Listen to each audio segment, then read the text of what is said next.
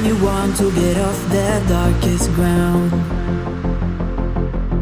but gravity pulls you straight down.